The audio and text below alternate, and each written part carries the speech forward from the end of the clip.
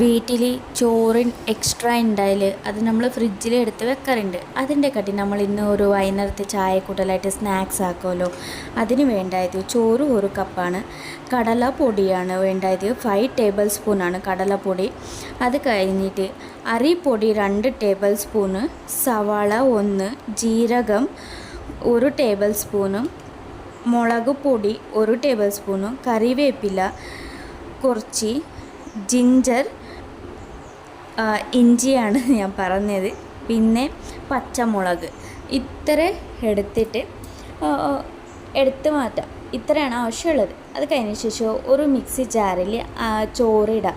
ചോറിൻ്റെ കൂടെ ഞാൻ ഇവിടെ മുളക് പിന്നെ ഇഞ്ചി ഇടുന്നുണ്ട്. കാരണം ചെറിയ കുട്ടികളുള്ള കൊണ്ട് അവർക്ക് കഴിക്കുമ്പോൾ നല്ല എരിവുണ്ട്. അതുകൊണ്ട് അത് കിട്ടാത്ത കൊണ്ട് കിട്ടാൻ പാടില്ല. അതുകൊണ്ടാണ് ഞാൻ മിക്സിയിലിട്ടിട്ട് അരക്കണുള്ളത്. അപ്പോൾ വെള്ളം ഇടാതെ അരക്കണം. നല്ല അരച്ചിട്ട് കഴിഞ്ഞ ശേഷം നല്ല കട്ടിയായിരിക്കണം. ഇതിൽ ഒരു ബൗളിലെല്ലാം മാറ്റുന്നുണ്ട് ഞാൻ.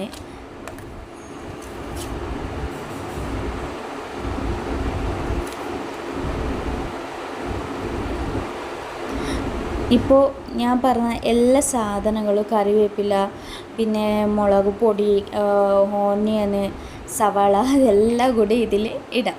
എല്ലാം നല്ലോണം മിക്സ് ചെയ്യണം. പിന്നെ ഉപ്പ് കൂടി ഇട്ടിട്ട് നല്ലോണം കുറച്ച് വെള്ളം ഊറ്റിയിട്ട് ഒരു 2 ടേബിൾ സ്പൂണായിട്ട് വെള്ളം ഊറ്റുക. അധികമൊന്നും വേണ്ട. നിങ്ങൾക്ക് കുറേ കട്ടിയെന്ന് തോന്നുന്നുണ്ടായാൽ കുറച്ച് വെള്ളം ഊറ്റുക. പക്ഷെ അധികമായിട്ട് വെള്ളമായിട്ട് ആക്കരുത്. നല്ലോണം മിക്സ് ചെയ്യാം.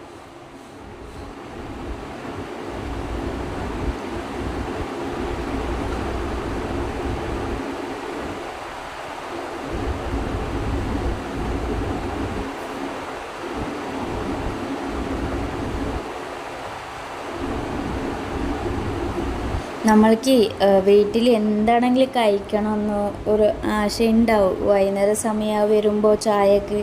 അപ്പോൾ നമ്മൾ മിച്ചർ അങ്ങനെ ഇങ്ങനെ കഴിക്കണൊക്കെ ഇത് നമ്മൾ വീട്ടിലാക്കിയിട്ട് കഴിച്ചാൽ എല്ലാവരും ഇഷ്ടപ്പെട്ടിട്ട് കഴിക്കും. കുട്ടികളായാലും വലിയവരായാലും എല്ലാവർക്കും ഇഷ്ടപ്പെടും. ഇത് ഒന്ന് വീട്ടിൽ ട്രൈ ചെയ്ത് നോക്കാം. കണ്ടില്ലേ? അപ്പോൾ ഇതുപോലെയാണ് റെഡി ആയിരിക്കണം. ഇത് ഞാൻ എത്ര കട്ടിയായിട്ടുണ്ട് കണ്ടില്ലേ? ഞാൻ കാണിച്ചു തരുന്നുണ്ട്. ഇത്ര കട്ടിയായാൽ മതി. ഇതിൻ്റെ കട്ടി കൂടുതലായിട്ട് വെള്ളം പോലെ ആക്കണ്ട. പിന്നെ നല്ല എണ്ണത്തിലിടുമ്പോൾ ഉണ്ടല്ലേ, അപ്പോൾ അടി പിടിക്കാൻ ചാൻസ് ഉണ്ട്. അതുകൊണ്ട് ഇത്ര കട്ടി ഉണ്ടായാൽ മതി. ഞാനിവിടെ ഓൾറെഡി എണ്ണ ചൂടാക്കാൻ വെച്ചിട്ടുണ്ട്. ഞാനിങ്ങനെ കയ്യിലിടാത്ത സ്പൂണ് കൊണ്ടാണ് ഞാൻ ഇടുന്നുള്ളത്. കാരണം കൈ കൊണ്ടിടുമ്പോൾ ചിലപ്പോൾ എണ്ണ നമ്മുടെ കയ്യിൽ ഇടാനുണ്ട്. അങ്ങനെയല്ല എനിക്ക് ആയിട്ടുണ്ട്. അതുകൊണ്ടാണ് ഞാൻ പറഞ്ഞത്. അപ്പോൾ അതുകൊണ്ടാണ് ഞാൻ സ്പൂണിൽ ഇടാറുള്ളത്.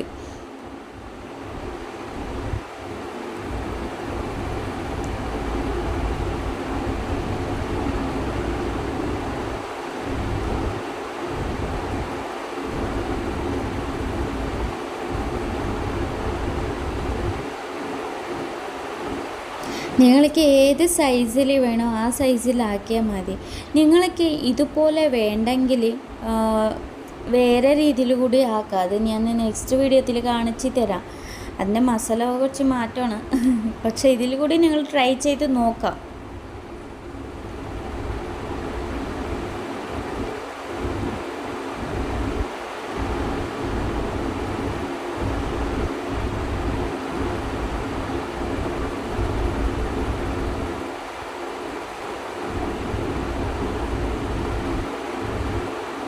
ഇത് നമ്മൾ മീഡിയം ഫ്ലെയിമിലാണ് വെച്ചിരിക്കാൻ. ഞാൻ അത്ര മതി, കൂടുതലൊന്നും ആക്കണ്ട. കൂടുതലാക്കിയാൽ നമ്മൾ മേലത്ര വെന്തിട്ട് പോവും, കറിഞ്ഞ പോലെ ആവും. അകത്ത് ഒന്നും വെന്തിട്ടുണ്ടാവില്ല. അതുകൊണ്ട് മീഡിയം ഫ്ലെയിമിൽ വെച്ചിട്ട് വേവിച്ചാൽ മതി.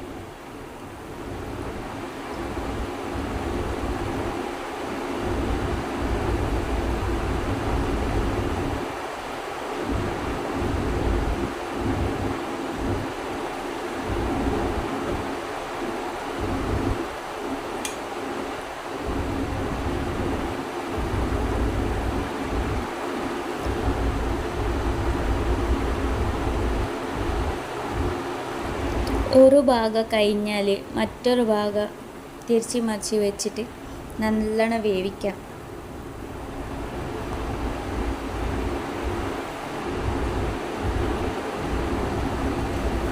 ഇത് വെന്തിട്ട് നല്ലോണമായിട്ടെന്ന് പറയുമ്പോൾ അവിടെ എണ്ണത്തിലാണ് കുറച്ച് ക്രിസ്പിയായിട്ട് ഒരു സൗണ്ട് വരും.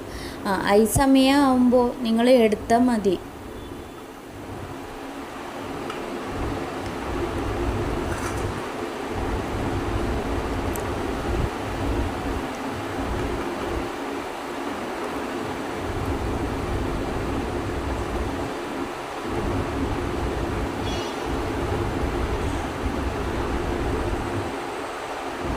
നമ്മൾ ചോറ് ബാക്കിയുണ്ടെങ്കിൽ എത്രയെല്ലാം സ്നാക്സ് ആക്കുക, ആരും ചാടാതെ ഇരിക്കുക.